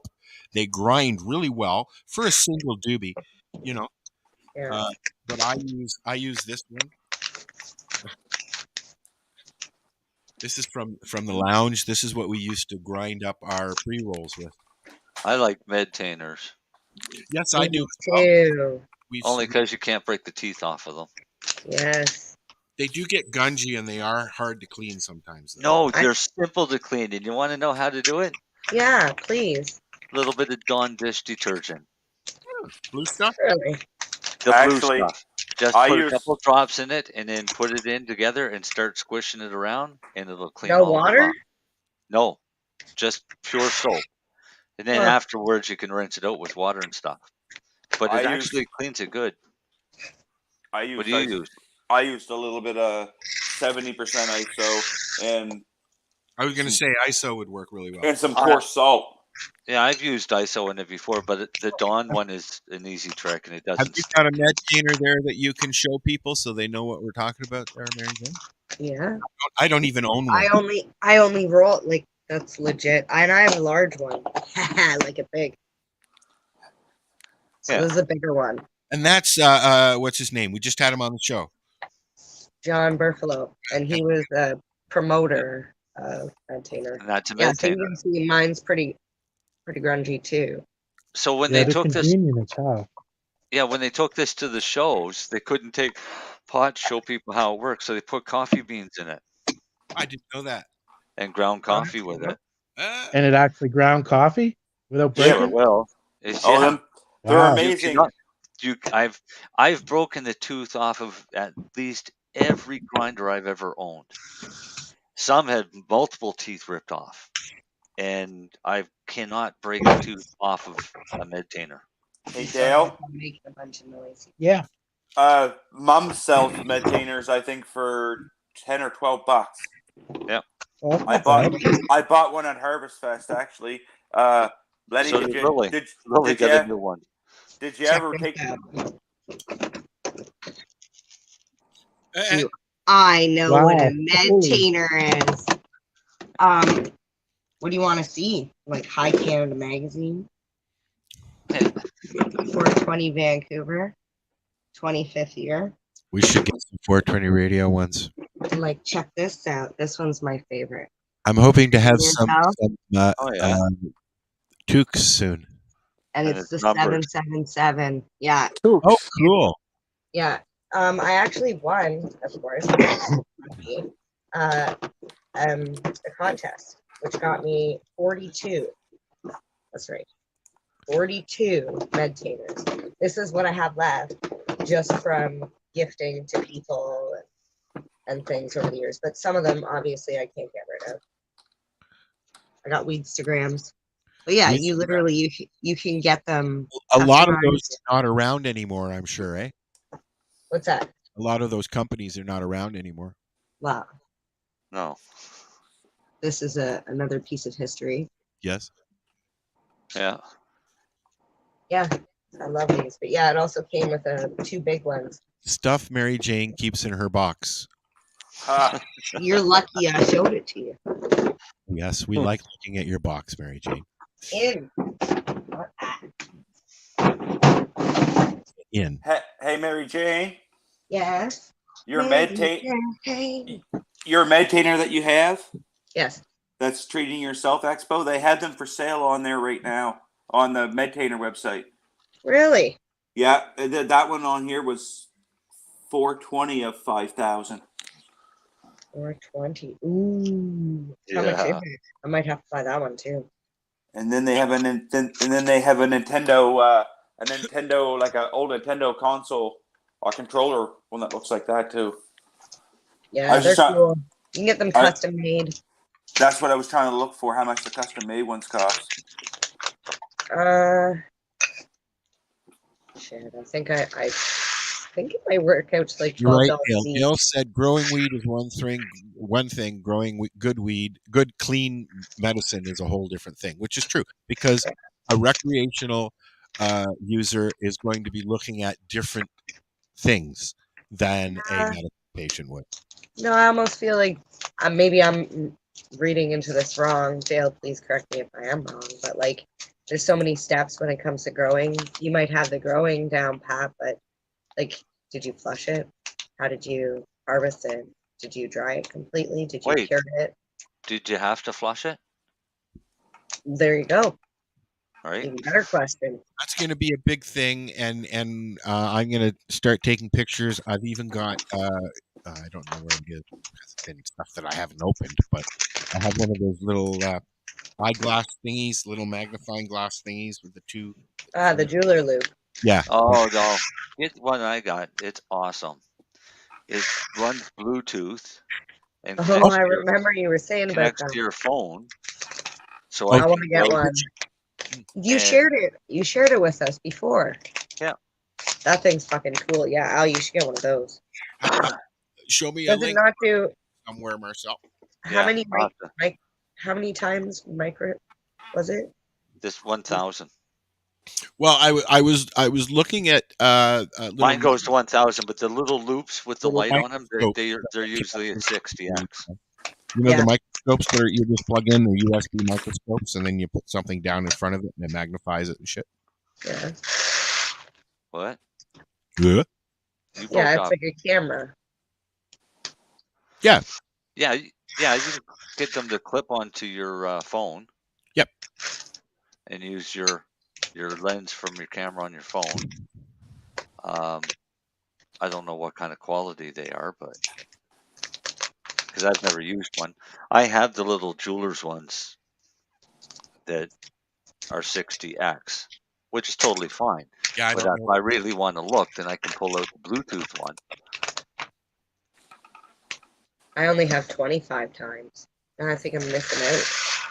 Yeah, ideally you should have around a 60. Most of them on the market are around 40 or 60. My one goes up to 2000x. Yeah. Well, I can see the trichomes, so I figured that's all that matters. But is there other stuff I should be looking Darcy for? can see the fucking atoms. Yeah. Yeah, the one that I got, it says 2000 from 60 to 2000x. I would like to see what that looks grab like. mine.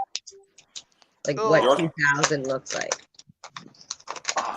Take a picture of one, Darce. Yeah, next time you're playing around with it. Yeah, I think mine's right here, actually. I'll tell you. What's your phone battery at, Darcy? 15%.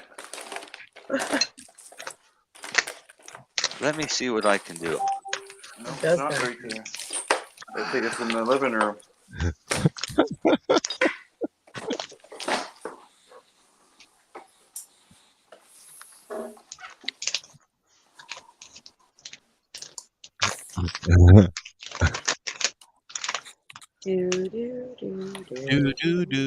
Yeah, dead air. I'm opening the box. They might copyright strike us for that. Like, you're playing Jeopardy. Mine is called a Wi-Fi digital microscope. All right.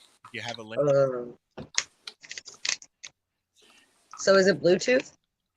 Yes. Oh, no, sorry, it's not Bluetooth. It's Wi-Fi. So what happens is you bring it right on the network. Well, I bring it onto my phone. Yep. All right. Then it's going to make me connect to it on Wi-Fi, so it disconnects from your internet. So while you have it, it uses your phone network. Network, yeah.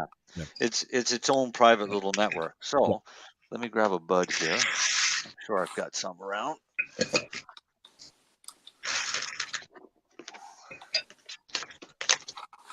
Oh, fuck, this stinks.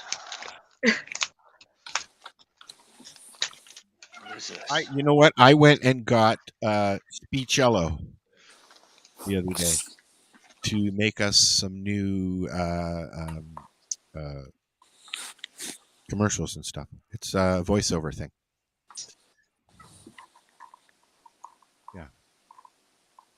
Yeah. Yeah, man. I'm just trying to find a half decent picture here. So what are you growing outside again, Al? I have okay, let me think here. I think there's some Baba Kush or Buddha Kush. I got oh fuck, dude. I can't remember.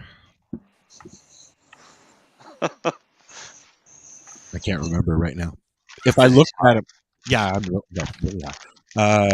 if I was looking at them, I'd probably be able to tell you. The big one is orange sherbet. There's a Death Bubba, and the ones I got from the res, I can't remember. I've got the little buckets outside, so I'll have a look and see if I wrote them down. Well, there's a lot has happened between getting them and bringing them up here, and I'm really happy they survived. Now they're fighting with the wind and whatever large animal was roaming around in the back yesterday. So far, I've seen 2 wolves, and I've heard growling in the woods behind the house. So, you've seen 2 wolves? I've seen 2 wolves walking down the street like they were my pet dog, just walking down the street. Huh? And this week, Rosa got into it with a neighbor's dog. Got her ear bit. Oh shit! Yeah. Well, she broke off her chain and she bolted, and just snapped it off the rig that I had it on, and so she's all right, but I think her ego was a little bruised. Lovely way to meet the new neighbors. Huh? Yeah, well, shit happens.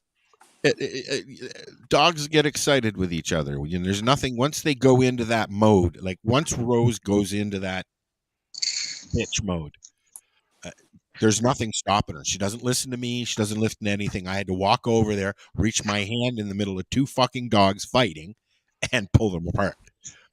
Right? And hope not to get bit. Exactly. I mean, I looked where I was grabbing, and just I had to grab a hold of her and pull her off at that point, right? So. My dog listens to me. What's that? My dog listens to me. Well, Rosa is a farm dog who's never been socialized properly, and she doesn't listen to anybody when there's other things going around. And it's not the farm, so she's not used to this having to be confined. So I'm already pricing stuff for the fencing and stuff. So yeah, but Rosa's improved a lot over the years. You remember, yeah. Oh my god, I couldn't even be around Rosa. You'd have to put her in the house or whatever because she'd be like. Yeah, she's very hyper. And now she's still like she comes to greet you, but she's as soon as you say enough or whatever. She's very content to just kind of be with people. And but she needs a friend, so I'm hoping that we can hook up Charlie, my buddy's dog, and her, and so they can have some fun together. But she's 9 years old, and she's the other dog's 3. Might not work out so well, so we'll see. We'll see. But she hangs out with Steven all the time, so.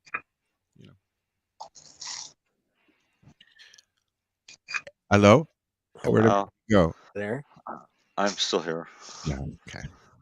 You talk about Constantine sequel? No, we haven't, but I think I posted a link for it actually. You did. I'm fucking pumped. And also, what was the other one? Karate Kid is getting a new one. Yeah, it's a mistake. Hocus Pocus 2. Who? Yes. That's coming up Disney. And I heard the Santa Clauses. Yes. Tim Allen's coming back, and Mr. Bakula will not be a part of the new Quantum Leap. He's made that very clear. He's not involved. Right? So that's Scott Bakula, right? He wishes them luck, but he will not be a part of the show. Well, he's probably fucking 80 years old now, is he? Scott Bakula? I don't think he's that old. He's probably in his 60s or 70s, maybe. Long time ago. That was a long time ago when that was on. 80 something, I think it said. I was reading something about it earlier. But I did enjoy the movie Constantine.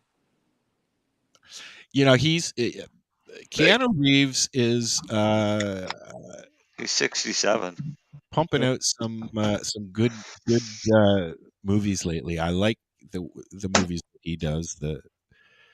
And it's interesting. I mean, I really liked the new one of the Matrix stuff. The new one was really good, and I didn't. They actually did a good job on that one. I really enjoyed it. It takes you back to the original and brings you all the way up to the new stuff. Yeah, it was good. It was a good twist. Toasted Nana bread is so good. What's Nana bread? Nan bread. Nan bread. Oh, naan. Yep. Naan? Naan. Fucking East Coasters. What?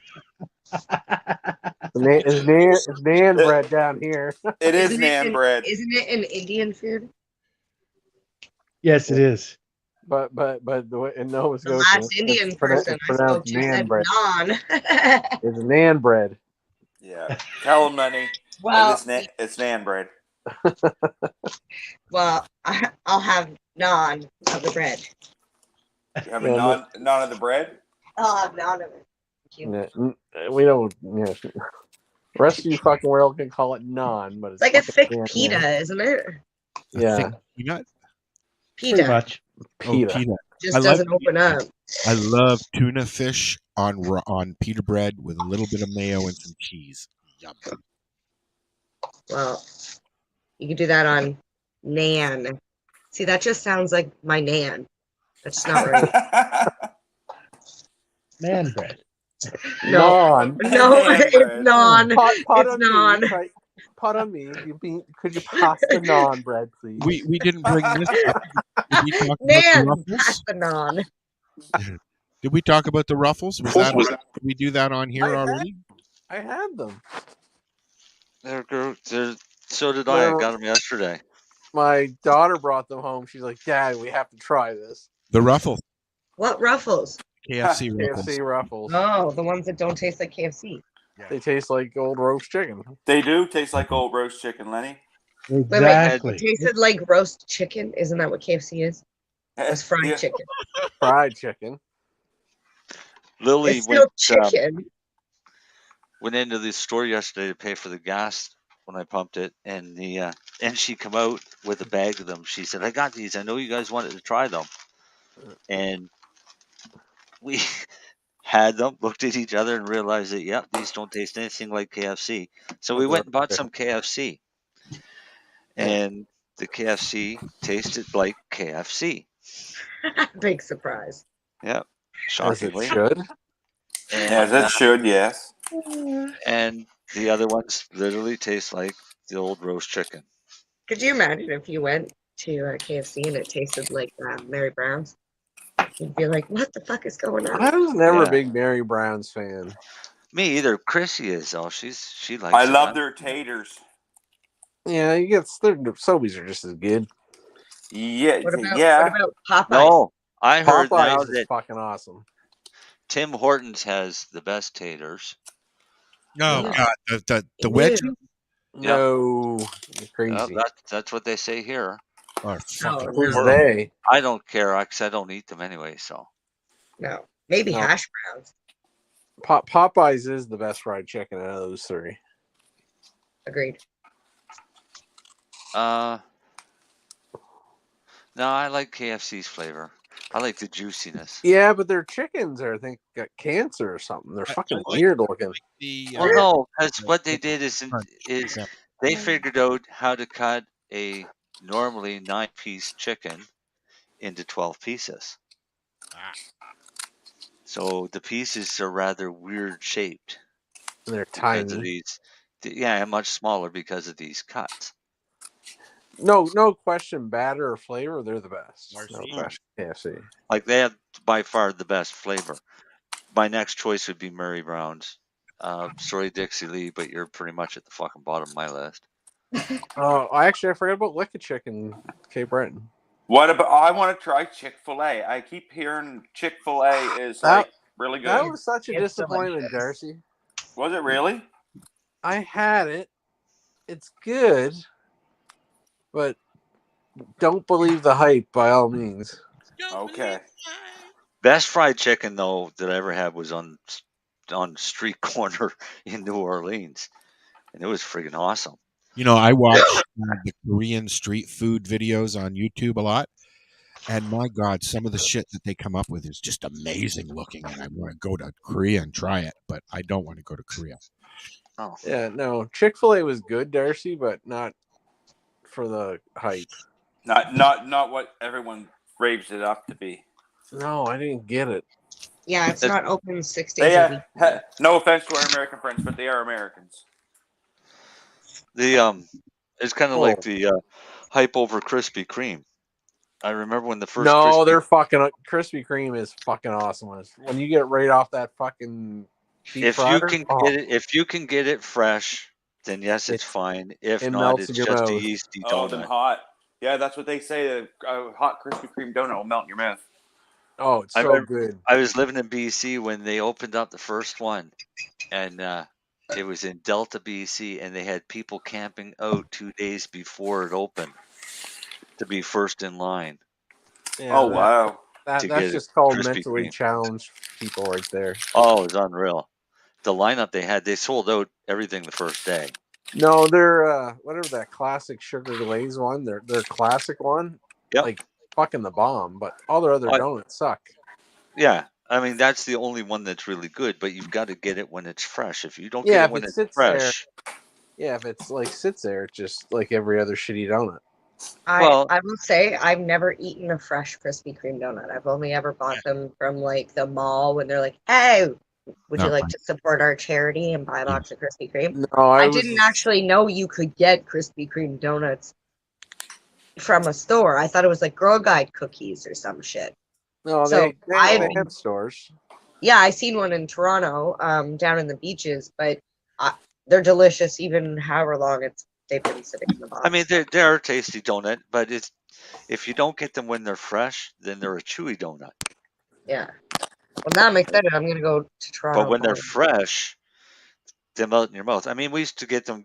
Somebody would bring them into the office in a box. Eugene visiting a Krispy Kreme coming soon. Yeah. So, I mean, they're a good donut, but not like a walnut crunch from Tim Hortons that they don't make anymore, the bastards. Walnut crunch? Yeah, that was the best they were donut. Not even close. What? No, I like. What was it, like an old-fashioned plain with walnuts in it? Chocolate glazed or Boston cream, all the way. The walnut crunch was shaped more like a square, a McDonald's apple pie, like a rectangle. Okay. And it was all chocolate with walnuts all through it with glaze over it. Oh, so it looks like a giant piece of turd. It did. That's why they don't make it anymore, because kids are clapping out, ew! Well, no, the price of walnuts and everything, it became very expensive donut to make. But maybe you should suggest to them to do it for like a seasonal thing. Did you try a donair yet, Mary Jane? No, I'm waiting until I go to the East Coast. Yes, you have to wait till you get to the East Coast And, to get a donair. And she's going to have to get it at Acropolis. No, Ravana. No. Ooh. If she's going for the best donair, then she's got to go to Halifax and get it at King of Donair. Oh, fuck okay, off. So I'll go get donair with each and every one of you at whatever place you want. You too, Dale. Tony's is better than donair. Kyle's is better than anybody's. I'm like, I feel like we should start a poll on our Facebook page. Go to Middle Muscatavin to Kyle's and get the best donair with the most freaking meat. I'll put Ravana and Bible Hill up against anybody, believe it or not. He does make a good donair, Lenny. Especially that 2-pound fucker he makes. Yeah. What about that donair place from a 2-pound donair? Yep. What about that donair place in Trailer Park Boys? That was King of Donair, That's wasn't it? KOD. Yeah. Okay. Yeah. It's time to say goodnight, guys. Yeah, my phone's got 1% left. It kind of lasts. Wow. Look at that. Right. We will be back next week, 7 p.m. Eastern Standard Time, at 8 o'clock on the East Coast. And there goes Darcy. Always leads. That was the 1%. Say goodnight, guys. Night, Later. So what are you doing? Nothing. Why not? trying to get on the Lifestyle Radio website. Sounds like a cool website. Yeah, it's alright. Oh, wait, I might have it. You might have it. You're listening to Lifestyle Radio. The opinions expressed during this show are those of the individual participants and do not necessarily reflect the opinions of their associated organizations or Lifestyle Radio.